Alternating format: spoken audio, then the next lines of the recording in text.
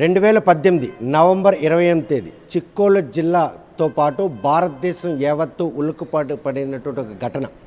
చేపల వేటకి వెళ్ళి అరేబియా మహాసముద్రంలో పాకిస్తాన్ బోర్డర్లోకి ఎంటర్ అయిన 22 మత్స్యకారులు కోస్ట్ గార్డ్ అధికారులు పట్టుబడ్డారు. ఈ ఘటన ఆధారంగా రూపొందుతున్న తండేల్ సినిమా చందు మొండేటి డైరెక్షన్లో నటుడు నాగచైతన్య నటిస్తున్న ఈ సినిమా డేట్ను 7వ తేదీన విడుదల చేసేందుకు సన్నద్ధం అవుతున్నారు. కాకపోతే ఈ ఘటన ఆధారంగా రూపొందించిన ఆ కథను రైటర్ కార్తిక్ ఆ కథను ఎవరి దగ్గర నుండి సేకరించారు, ఆ ఘటనపై ఆ సన్నివేశాలను ఆ కథలో పొందుపరుస్తారా లేదా అన్న సందేహాలు మాత్రం వెల్లువెత్తున్నాయి. ప్రస్తుతం ఎవరైతే కార్తిక్ కథను సేకరించినటువంటి గురుమూర్తి ప్రస్తుతం మనతో ఈ తండేల్ సినిమా ఈరోజు పాకిస్తాన్ మెరైన్ పోలీస్ చిక్కిన 22 మత్స్యకారులు విడుదలకు సంబంధించిన కథ సారాంశంలాగా ఉంది. అసలు ఈ కథని ఏ విధంగా వాళ్ళు సేకరించారో మీ దగ్గర నుండి ఎటువంటి సమాచారం తీసుకున్నారు?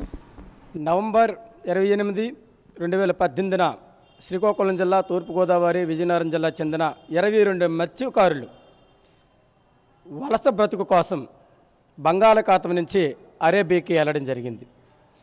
గుజరాత్లో సముద్రంలో వేట చేస్తున్న సమయంలో అర్ధరాత్రి సముద్రంలో పాకిస్తాన్ కోస్ట్ గార్డు కూడా చిక్కుపోవడం జరిగింది.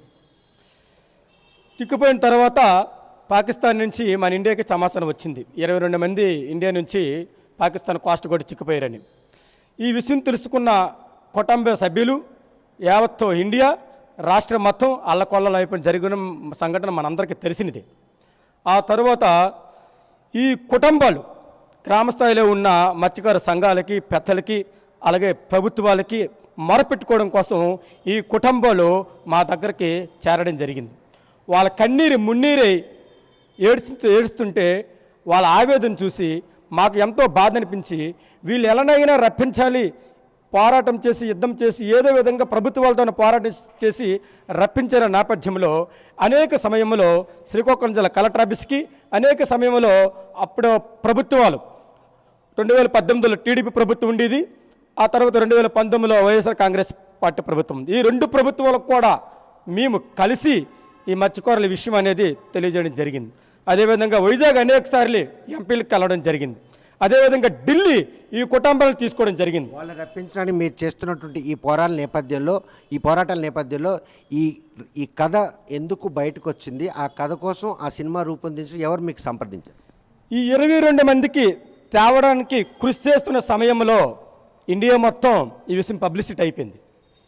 ఈ కథ ఎక్కడ జరిగింది, ఈ కథ ఏ సంఘటనలో జరిగింది, ఎవరో దీన్ని ఈ 22 మందికి తేవడానికి కృషి చేస్తున్నారని విషయాన్ని కనిపెట్టిన శ్రీకాకుళం చెందిన కార్తిక్ నా దగ్గర రావడం జరిగింది.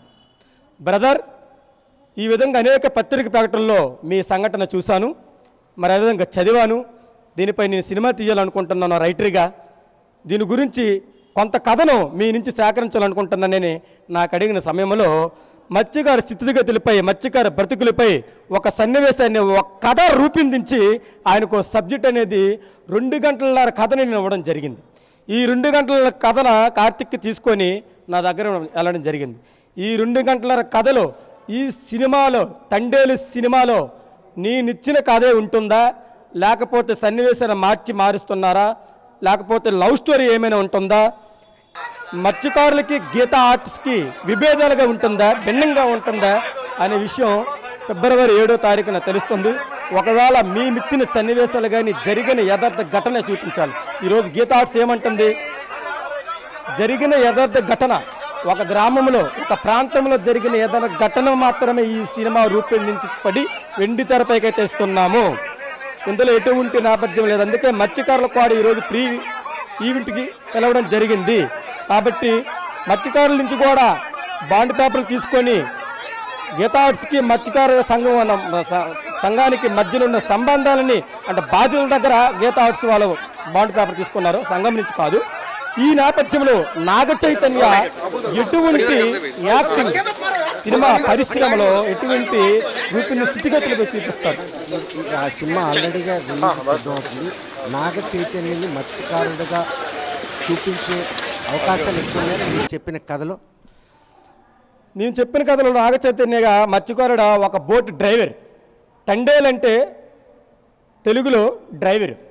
ఈ తండేల నేపథ్యంలో ఈ సినిమా రూపొందిస్తున్నారు. అందులో నాగ చైతన్య అంత పెద్ద యాక్టరు ఒక మత్స్యకారు స్థితిగతులపై ఆయన మత్స్యకారుడిగా నటించడం మాకు ఆనందకర విషయమే. ఎందుకంటే మా స్థితిగతులని ఈ ఇండియా మొత్తం తెలియజేయడానికి వాళ్ళ గీతా ఆర్ట్స్ వాళ్ళు ముందు అడుగేసిన సినీ పరిశ్రమలకి ప్రత్యేకంగా అభినందన తెలియజేస్తున్నాం.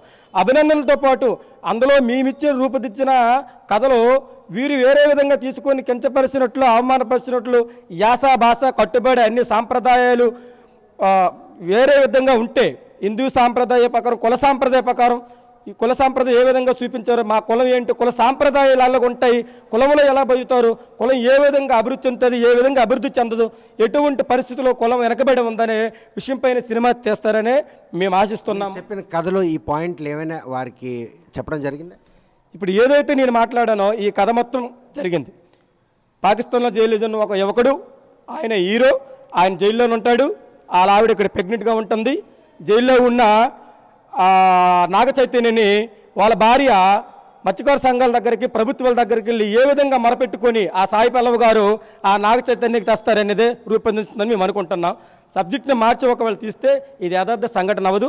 ఆ తర్వాత మళ్ళీ పత్రికా మీడియా దగ్గరకు వచ్చి యథార్థ సంఘటన అయితే యథార్థ సంఘటన అని చెప్పి మళ్ళీ మీడియా ముందు మేము తెలియజేస్తాము. ఎందుకు అనుమానాలు తలెత్తాయి? మీ దగ్గరే కథ తీసుకున్నటువంటి రైటర్ ఈరోజు తిరిగి మీతో సంప్రదించి షూటింగ్ విషయంలో కానీ, లేకపోతే అంటే రిలీజ్కి ముందు ప్రీ రివ్యూలో కూడా దీని మీద మీకు డిస్కషన్ చేయలేదని మీకు అనుమానాలు తలెత్తున్నాయి? మా దగ్గర కథ తీసుకున్న తర్వాత చందుముండే డైరెక్టర్లో మరి సినీ పరిశ్రమలో కార్తీక్ అక్కడ ఉన్నాడు. కథ తీసుకున్న తర్వాత మమ్మల్ని కొంతవరకు అవాయిడ్ చేయడం జరిగింది పూర్తిగా.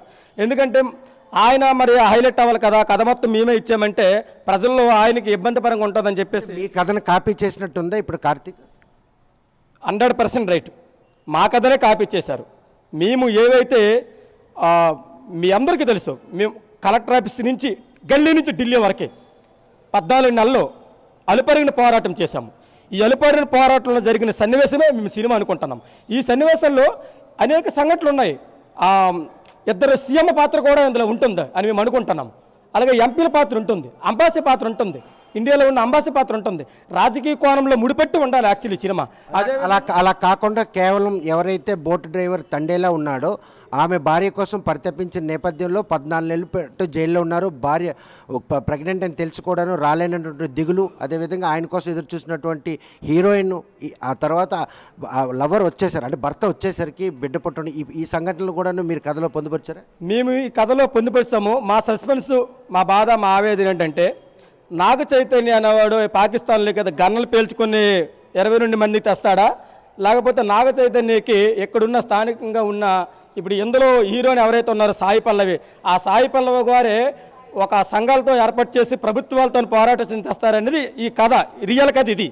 కానీ సినిమాలో డూపుగా చూపించేసి నాగ చైతన్య పాకిస్తాన్లో అందరికీ గన్నలతో పేల్చేసి తిరిగి రిటర్న్ వచ్చేసి సినిమా కథని క్లోజ్ చేస్తే ఎదర్ సంఘటన ఎట్టి పరిస్థితులు అవ్వదు.